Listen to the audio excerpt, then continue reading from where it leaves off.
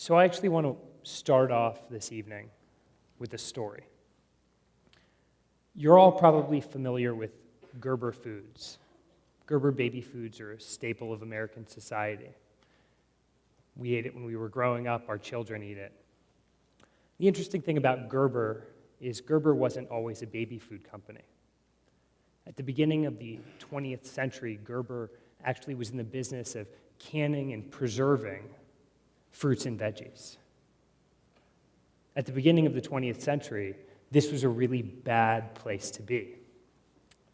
By the time the 1920s rolled around, the freight industry was getting to a point where all of a sudden there was national competition in this commoditized market. If you were shipping fruits and veggies around the country, so was someone else.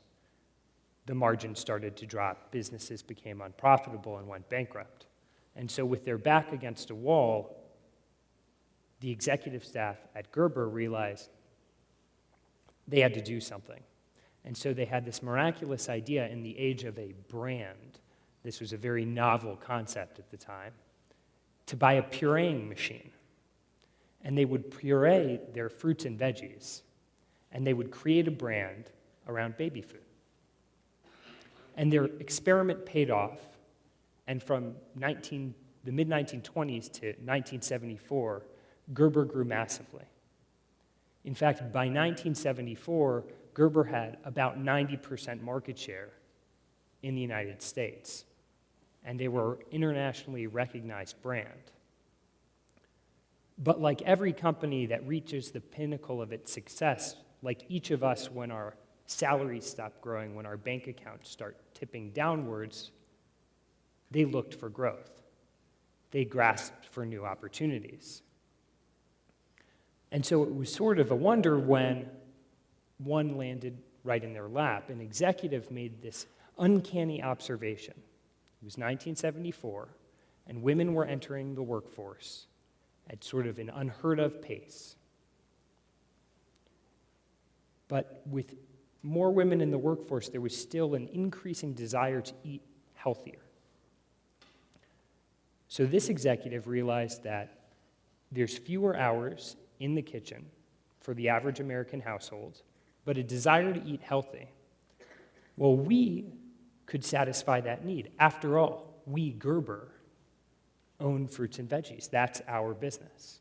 So we can take that healthy food and serve it to the American public and flourish. So for the first time in 5 decades, Gerber found themselves in an industry that they had since abandoned. Now, when Gerber released their product, it didn't look like something you might anticipate finding. In fact, it was actually a jar, kind of like Gerber baby food, but it was bigger. It had a label on it. The label was different than Gerber baby food.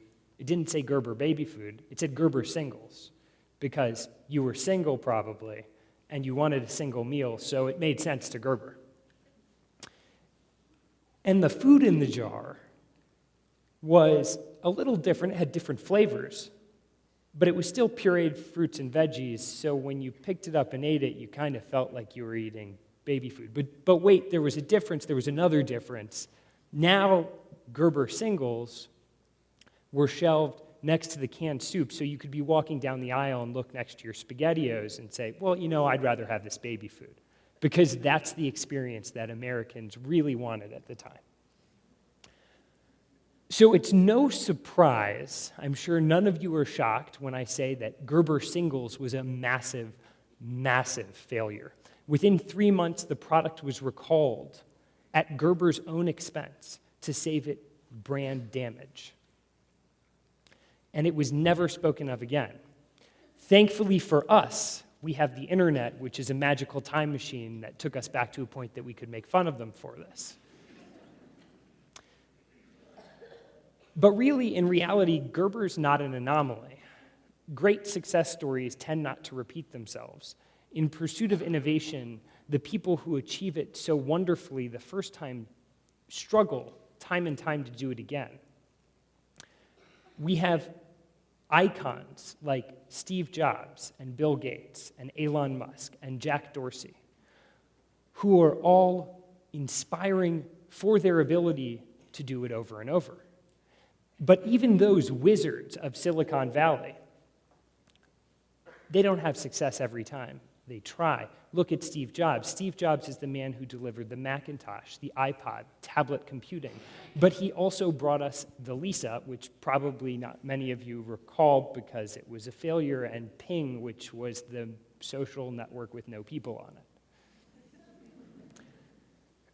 But back to Gerber. Gerber was foreseeable. We all look at that product and we say, well, it shouldn't have worked. It wouldn't have worked. It was obvious. In hindsight, it was a massive, massive failure. And that failure is still common. And so I became obsessed with this question. Why do smart people do such stupid things in pursuit of innovation? And this was particularly relevant for me because my entire career has been innovation-focused for as long as I can remember. I started my first company when I was 11. I started my second company when I was 16. I've worked for venture-backed firms, venture capital firms. I've worked running large incubators for large organizations. And the trend that I saw over and over again in my professional career was actually quite shocking. The quality and caliber of the people that I worked with didn't really vary, but our outcomes were very different. And in fact, I found in my corporate jobs, it tended to be that the smart people I was working with made some uncanny decisions and really stumbled in pursuit of big ideas. So it was very lucky when I was invited to spend 2 years at Harvard thinking about this subject.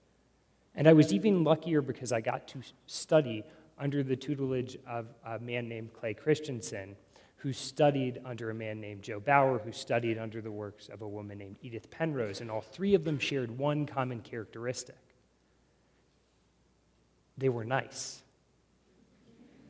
They had this fundamental belief,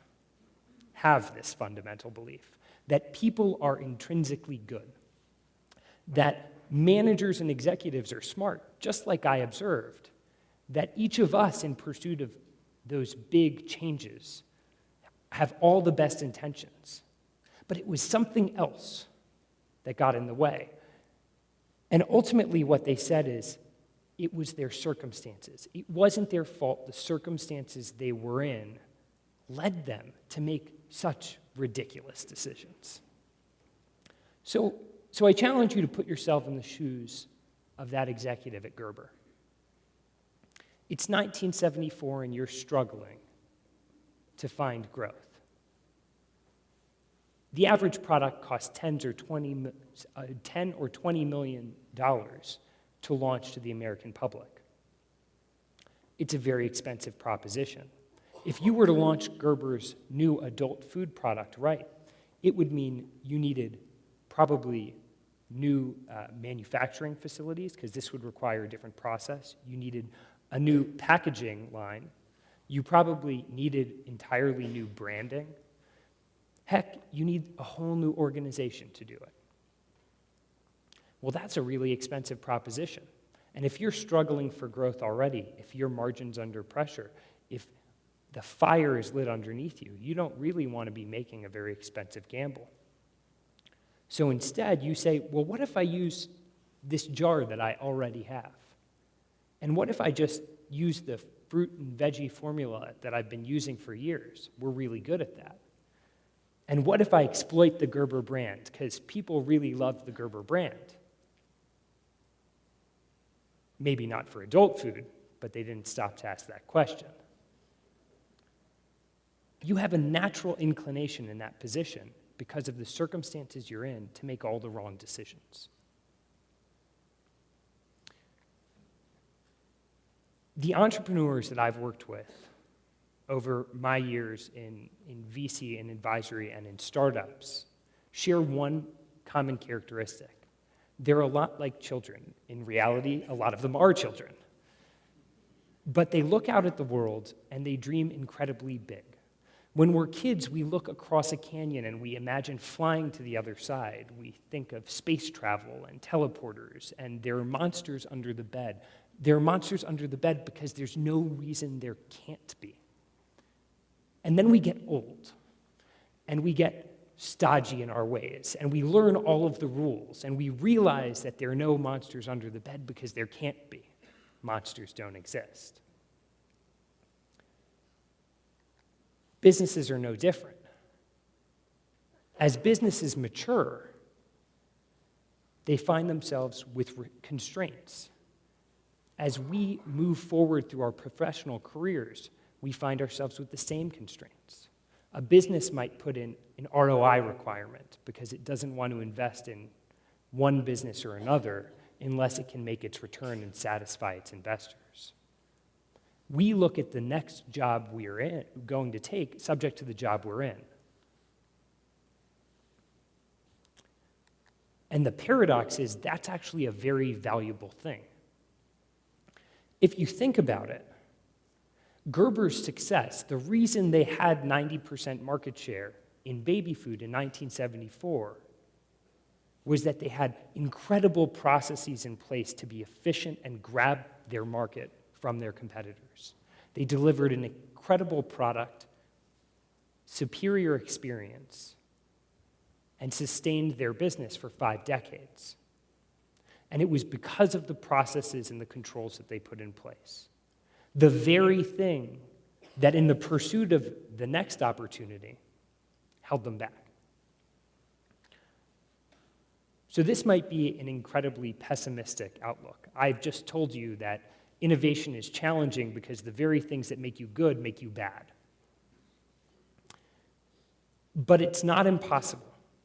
And the first step in becoming an innovator, in doing this successfully, is identifying your weaknesses, is understanding that if you don't change your circumstances, you're destined for failure.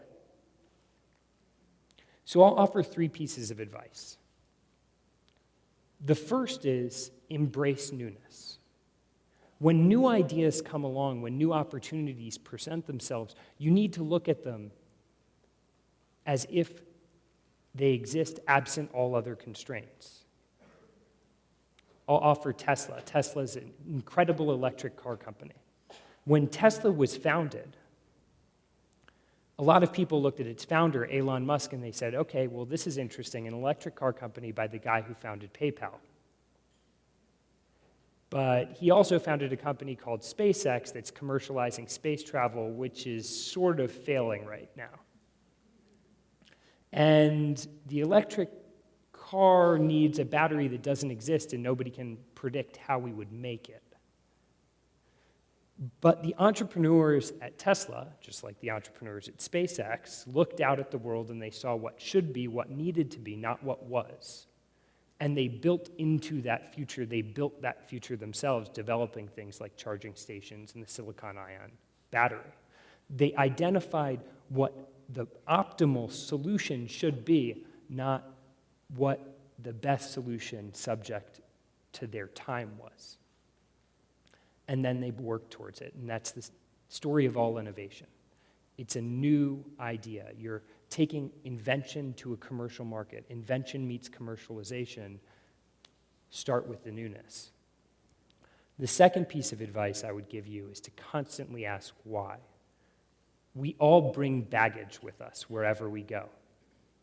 I look at the world a certain way because I have a business background. I'm sure there are a lot of lawyers in the audience. You might look at the world a different way because you have a legal background. Doctors, the same thing. Marketers, the same thing. We have assumptions built into every different business we look at, every different opportunity we see based on our experiences. And the only way to tease out whether those assumptions are accurate or not is to be conscious that we're making them. So as you pursue innovation, as you take those new ideas to market, as you make changes in your life, ask yourself, why do I believe this to be true? and just call out your bias. If you can do that, you'll be one step closer to getting it right on the first try. And the last piece of advice is to create freedom. We write a lot in our little group at Harvard on the importance that autonomy plays in the pursuit of innovation. We talked about why Gerber was subject to all of the wrong forces in making its decisions. It's very difficult to get around that fact, those forces, those incentives, if we don't create freedom for our innovation to take hold. In business, we often talk about this as taking the new idea and moving it out of the old organization, giving it independent funding, patient funding, creative structure. In our personal lives, we're no different. If you want to make a dramatic career change, you need to give yourself the freedom to do that. We all built lives subject to our mortgages, subject to tuition payments, subject to everything under the sun that dictates how we go through the day. And our lives work well in that capacity. But if you want to pursue a change, a major change, the sort of change that doesn't work with all of those incentives, you have to give yourself the freedom or opportunity to do so. I often counsel entrepreneurs who think that they can build a business on the side in maybe the 1 or 2 hours a night they have after dinner before they're going to sleep, to really go full bore if they want to see whether their idea or opportunity will work. It's very, very difficult to get there otherwise. So I gave you 3 pieces of advice, but the biggest lesson is that innovation is difficult subject to the constraints we have. It's vital. It's the thing that makes the world go round. It's brought us increases in transportation infrastructure. It's brought us information we never previously had access to. It's increased the world's energy efficiency. In the last century, GDP globally has risen exponentially, and that's a function of innovation. That's a function of bringing ideas to market. So I think it's a wonderful pursuit, and we all should be doing that. We all should be seeking those positive changes. But the key is, the one lesson, the one thing I hope you take away, and the one thing that'll help you get there, is innovation itself is difficult to achieve because you're good at what you do. Thank you.